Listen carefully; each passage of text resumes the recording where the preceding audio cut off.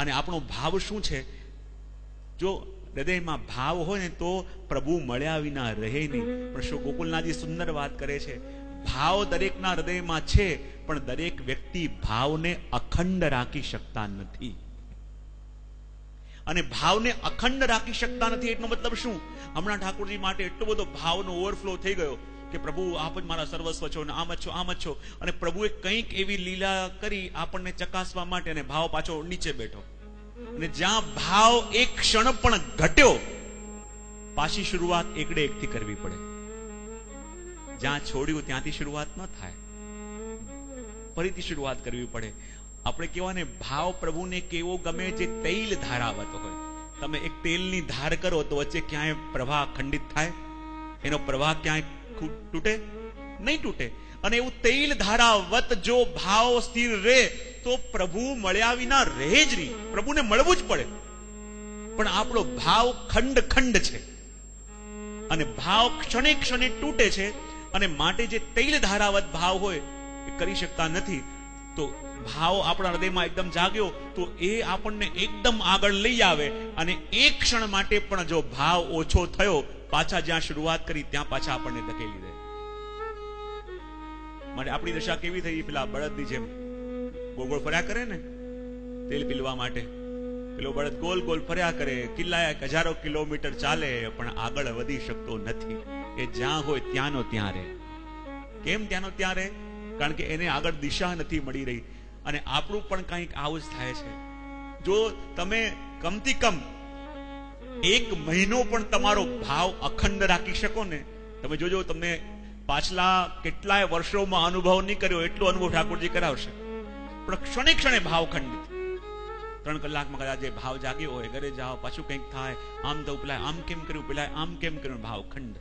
અને જ્યાં ભાવ ખંડિત થયો અને પાછી શરૂઆત આપણે પાછળથી કરવી પડે. ગમે તેટલા આગળ આયા હોય, મંજિલ ખાલી એક ડગલું આગળ રહી હોય, અને એક ડગલું ચાલતા પહેલા આપણે એવું કંઈક કરી દઈએ કે પાછા જ્યાં હતા ત્યાં ને ત્યાં જઈએ. કારણ કે ભાવ અખંડ ન રાખી શક્યા. તો ભક્ત કોણ છે કે જે વિભક્ત નથી? ભક્ત કોણ છે કે જે પોતાના ભાવને અખંડ રાખે છે, જે પોતાના ભાવને શુદ્ધ રાખે છે? અને ભક્ત કોણ છે? તો આપણા આચાર્યો પણ કહે કે ભક્ત એને કહેવાય કે જે પોતાનું લૌકિક અનુકૂળ કરી અને અલૌકિકને સાધે. ભક્ત કોને કહેવાય? જે પોતાનું લૌકિક અનુકૂળ કરી અને પછી અલૌકિકને સાધે. લૌકિક બગાડીને નહીં, લૌકિક બગાડીને નહીં, લૌકિક ડિસ્ટર્બ કરીને પ્રભુને મેળવવા જાઓ તો પ્રભુ ક્યારે રાજી થવાના નથી. સૌથી પહેલા હું ઘણી વાર મારા પ્રવચનમાં કહેતો હોઉં કે આપણે ત્યાં વાર્તાજીમાં આપણે વાંચીએ, વાર્તાજીમાં શ્રવણ કરીએ ને કે વૈષ્ણવની સેવાથી વૈષ્ણવ પ્રસન્ન થાય તો પ્રભુ જલ્દી મળે.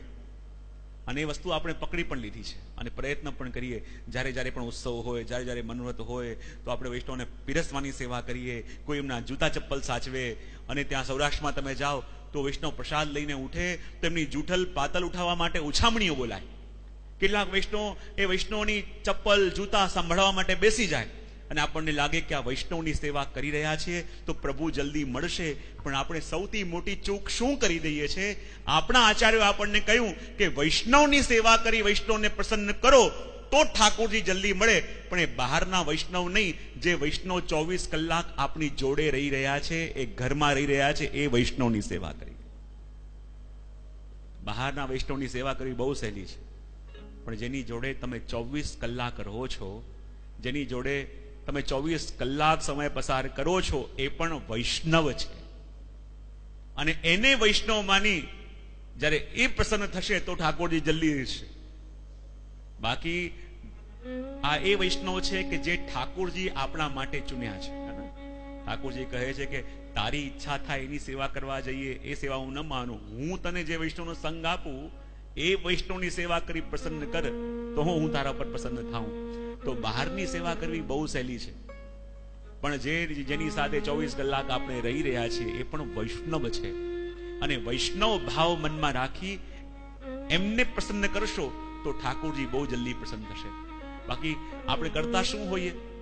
જ્યારે મોટા મોટા ઉત્સવો આવતા હોય, મોટા મોટા કોઈ મનોરથો હોય તો એમાં જે વ્યક્તિ લોકોના બૂટ ચપ્પલ, વૈષ્ણવના બૂટ ચપ્પલ સાચવવાની સેવા કરે કે ના આ ટેલ મને ક્યારે મળે, અને ત્યાં લોકો વાહ કરે. જો તો ખરા કેવા ભગવદી છે, આ વૈષ્ણવના જૂતા ચપ્પલ સાચવે છે. પણ એને શું ખબર કે અહીંયા તો વૈષ્ણવના જૂતા ચપ્પલ સાચવે છે, પણ ઘરની અંદર સામે ગ્લાસ પડ્યો હોય ને તો પણ લેવા માટે ઘાંટા પાડે છે.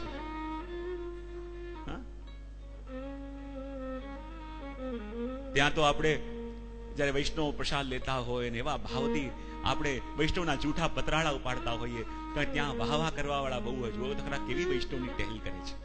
વૈષ્ણવ બધા ઉઠ્યા અને ઉછામણી બોલીને વૈષ્ણવના જૂઠા પાતલ ઉપાડે છે, ત્યાં વાહ થાય. પણ એમને શું ખબર કે અહીંયા તો વૈષ્ણવની જૂઠી પાતલ ઉપાડે છે અને ઘરની અંદર ક્યારેક ભોજનમાં થોડુંક મીઠું ઓછું હોય તો એ થાળી છૂટી ફેંકે છે.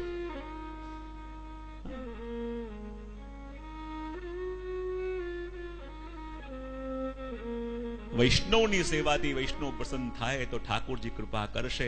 અને એક વસ્તુ ધ્યાનમાં રાખજો, શ્રી મહાપ્રભુજી કહે છે લૌકિક બગાડીને પ્રભુ ક્યારે મળશે નહીં.